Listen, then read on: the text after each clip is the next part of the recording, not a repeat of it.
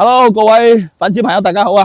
今日咧靚房嘅咧又嚟到我哋中山啊呢個錦繡海灣城。其實我哋呢個海灣城咧拍咗幾條片噶啦。點解一直想幫大家推薦呢個樓盤咧？因為我事實覺得呢個樓盤咧係非常之適合我哋港澳人士去居住噶。第一咧佢就環境好啦，第二咧佢就去珠海、去中山都比較方便。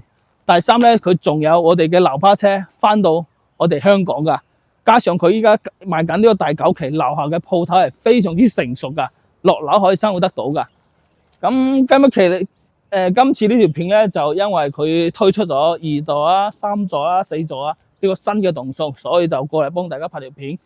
好，我哋依家就去睇睇佢2座、3座喺我哋9期6區嘅邊個位置，好嘛？好，我哋依家咧就喺我哋海灣城呢個9期呢個沙盤嘅位置，咁大家見到啦。我哋依家主力賣緊咧，就係我哋嘅第9期第6區，就喺我哋面前呢啲沙盤就係我哋第6區嘅。咁主力賣緊嘅就係我哋嘅2棟，大家見到啊，2棟總共有係2梯6伙單位，但係佢面積就唔多，就只有2個面積，一個係96嘅。大家見到我哋嘅面前嘅我哋嘅03、04、05、06呢4個。係96平方嘅嗰個單位，咁去到01、02就大積啲嘅，去到116，所以就面積唔多，就2個，包括我哋嘅呢個第3棟都係啦。咁我哋面前呢個同樣都係2梯6伙嘅個單位，咁最賣仲有我哋嘅第4座，第4座嘅面積就會稍微大啲，有我哋嘅107嘅單位，仲最大啲就133嘅一個面積。第4棟咧，佢就係2梯4伙一個單位。好，咁我哋睇完呢個我哋2棟、3棟、4棟喺呢個6區嘅沙盤位置之後咧，我哋入去嗰度睇睇佢嘅嗰個每個面積階段係點樣，好嘛？我哋依家去示範單位睇睇。好，我哋依家就睇2座同有3棟嘅嗰個01、02嘅戶型啊，佢就係一個116平方嘅，大約有1249尺一個單位。佢雖然話係寫住係3房，其實佢有送多一間房嘅。入門呢度係一間房嘅，可以做呢個陽台改成一間房，所以可以嚴格嚟講，佢係做到4房嘅。好，我哋入嚟啦。咁4房之外咧，佢係南北通透雙陽台嘅設計。呢個係我哋嘅景觀陽台。咁我哋轉翻出嚟呢度係我哋餐廳嘅位置啦，呢個餐廳嘅位置。呢個餐廳嘅位置。咁我哋睇睇佢個廚房嘅面積係點樣，好嘛？見到都係一個 U 字形一個廚房啊。呢個高度嘅設計都幾好嘅，即係大多數人呢個高度大概有85米、85厘米呢個高度，所有大部分人都比較適合喺呢度操作嘅。呢個高度係比較啱大部分人嘅身高㗎。咁呢邊係一個 U 型嘅廚房啦，洗切炒一體化喺呢度，2個星盆喺呢度洗切炒。咁仲預留一個冰箱嘅位置，呢個係我哋冰箱嘅位置。好，咁就睇翻出嚟啦，呢個係餐廳位置啦，餐廳仲有連住一個陽台，呢邊係我哋一個生活陽台。我哋洗衣機啊就可以放喺呢出邊，不過我哋晾衫都晾喺呢邊嘅。好，咁就睇完我哋嘅客廳之後咧，就睇睇入邊嘅生活區。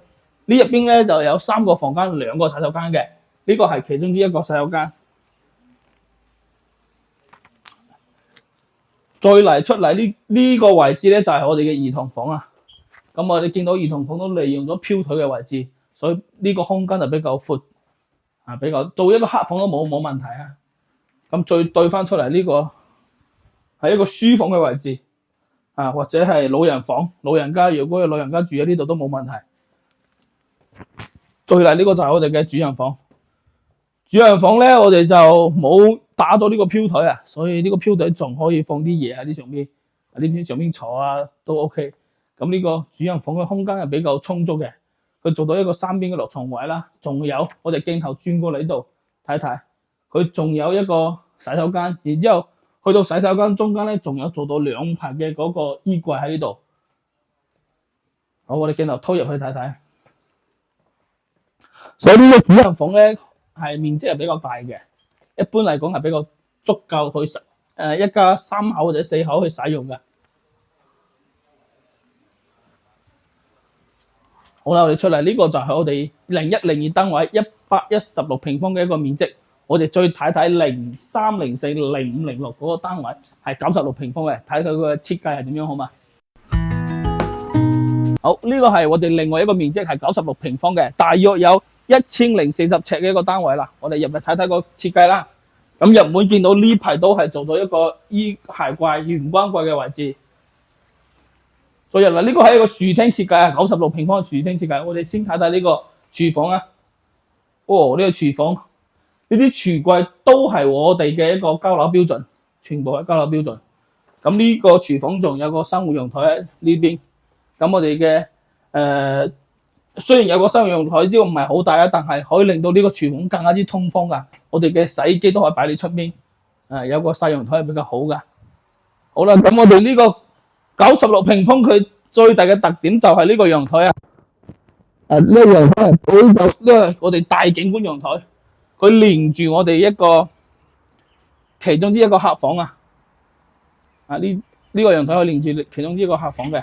咁我哋再兜入嚟睇啦，客房入嚟。咁呢個係我哋嘅客房啦。咁再出嚟呢個區域就係我哋嘅生活區，呢邊就係我哋呢個兒童房。兒童房就喺呢個位置，就喺我哋客房嘅對面。咁就係咯，再睇睇呢個係我哋嘅洗手間，公共嘅洗手間。咁呢邊就係一個主人房。呢個主人房就係一個比較普通嘅一個主人套間設計啦。咁就呢個係我哋飄台啦，呢邊又做一個衣櫃喺呢度，做一排衣櫃呢度。所以呢個廚廳咧係比較市面上比較多見嘅一個戶型啦。我哋出嚟啦，咁就再幫大家睇睇我哋呢個啱啱仲未睇到嘅一個客廳啦。呢個就我哋成個客廳嘅空間位置。咁呢個設計咧，市面就比較多啦。咁海灣城佢嘅戶型咧就比較經典，比較傳統。佢個呢種戶型設計佢就比較實用，冇咩面積係浪費嘅。好啦，咁我哋就睇完呢個96平方啦。咁再睇睇第四棟嗰個兩個面積係點樣嘅。好，我哋依家嚟睇呢個面積咧係133啊。係我哋第四棟嗰個單位。第四棟嘅面積就133嘅，我入嚟睇睇呢個133佢嘅戶型設計啦。佢同樣係4房㗎，呢度入門係有個房間嘅，做書房啦。咁佢呢個面積係比較大嘅，佢就南北通透啦，南北通透都係有兩個陽台嘅。咁大家可以感受到，依家呢個空間就比較闊㗎，比我哋啱啱嗰個面積咧睇嗰個南北通透嗰個面積會最大啲嘅，佢係成一個放大版嘅。如果大家想要即係大面積啲嘅，即係空間、客廳空間或者房間嘅空間、廚房空間大啲嘅，就可以揀翻呢個133呢個面積。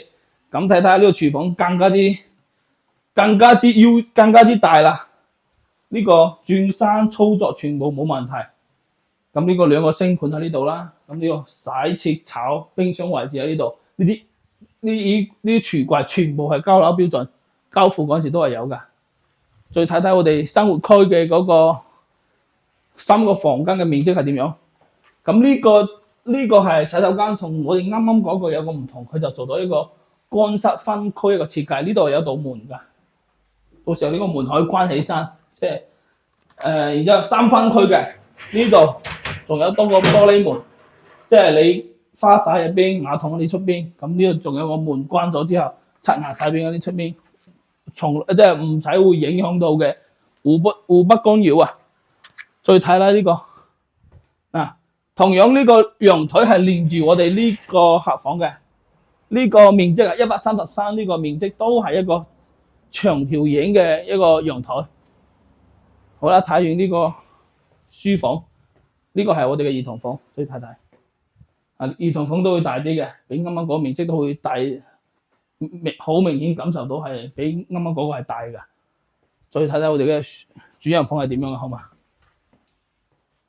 哇！主人房同樣係呢個位置係有個2排嘅衣櫃喺呢度。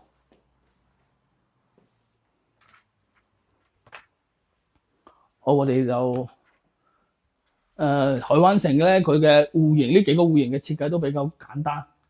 佢嘅風格係一樣，只不過面積大細有區別啫。好啦，我哋睇呢個133嘅，我哋再睇另外一個單位，另外一個面積。好，咁我哋呢個係最後一個單位，係我哋第4座另外一個面積，係107方嘅一個單位，佢係3個房間嘅。咁大家見到啦，佢107度嗰3個房嘅，如果做3個房嘅話，佢就呢個客廳嘅空間會大啲，因為呢埲牆啊嘛，由呢埲牆分開咗，就呢邊係客廳，呢邊係生活區。咁我就睇翻佢呢個廚房，廚房同樣係帶有個生活露台嘅，洗衣機就可以放喺出邊啦。咁佢通風啊、採光啊，呢個俾到呢個廚房會更加之好。呢個擺咗一個冰箱嘅位置啦，擺低個冰箱。咁呢個107咧，從我哋啱啱睇嗰個啱啱睇我哋第3棟嗰個戶型都係一樣嘅，佢係有一個呢個陽台係比較長、比較大，佢同樣係連住我哋呢個客房。好，我哋打唔開，我就由呢邊入去啦。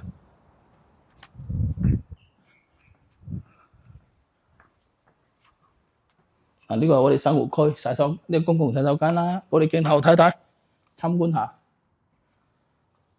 咁係呢度幫大家解釋下，呢個房間咧就其實報建嗰時係一個陽台，但係交付俾你嗰時咧就會變即係改造成一間房間俾到你。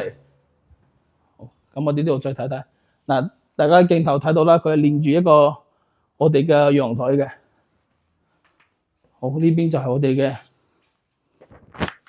我哋一個主人房，大家見到啊，呢啲配置咧都係我哋交樓嗰陣時有得贈送嘅，我哋係包埋全屋嘅家私家電㗎。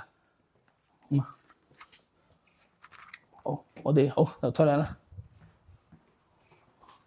好，因為佢咧海灣城呢幾個面積咧都係大同小異嘅，就唔同大家介紹咁多。我哋主要同大家分享嘅信息就係我哋依家準備買緊嘅係2座、3座、4座，咁佢咧仲可以做到低首期。我哋如果係首套房嘅話，我哋5%嘅首期就得啦。仲唔單止啊，佢仲送埋我哋嘅全屋嘅家私家電，你拎包入住就得啦。大家見到呢啲梳化，我哋嘅嗰個空調、電視，包括我哋食飯嘅飯台，呢啲全部係可以贈送嘅，真正做到拎包入住。